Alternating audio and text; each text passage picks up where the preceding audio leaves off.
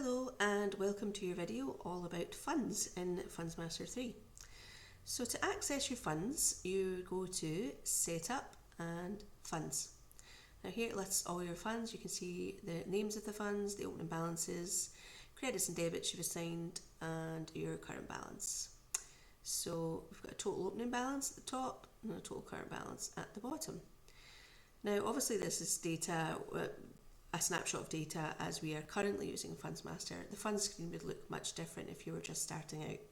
So if we're halfway through the year and you have a new trip that needs to be added, you would click the plus button and you would add the fund name in here and you would click OK. So we'll put in the funds school trip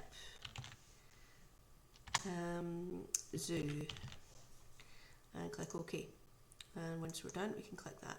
So that fund will then be added alphabetically. So there we have it, school trip zoo, and you can see it in the list. So next time you add any transactions, you can therefore assign them to this fund.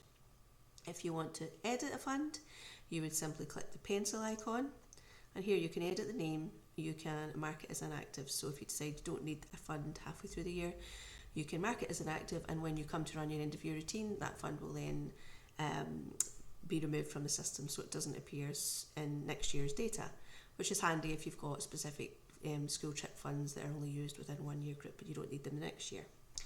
So that's what you would do there. If you want to delete a fund that you no longer need, you can only delete it if it hasn't been used at this point. So the one that we've just added, obviously we haven't used it. If a fund has any transactions through it, then you cannot delete it because it's already been used. So we'll delete the one that we just added. Are you sure you want to delete the fund? Yes, we do. So here we have the little magnifying glass. So basically if you want to have a more in-depth view at what's happening with one of your funds, so we'll click fundraising, magnifying glass, and we can see here all your transactions you've used for this fund that you've assigned to this fund, and all the dates, transaction numbers, etc. So that's a good overview of what's happening in a particular fund, and you can take a print out of this screen as well. If you want to print out a list of all your funds, so basically just print out this screen, you would just hit this button here, and you can see this would give you the print preview, and you could then send it to your printer. So that is funds, and if you're finished with this screen, you just simply click either this red cross here or the red cross at the bottom, and both exit the screen. So that is your funds overview. Thank you for watching.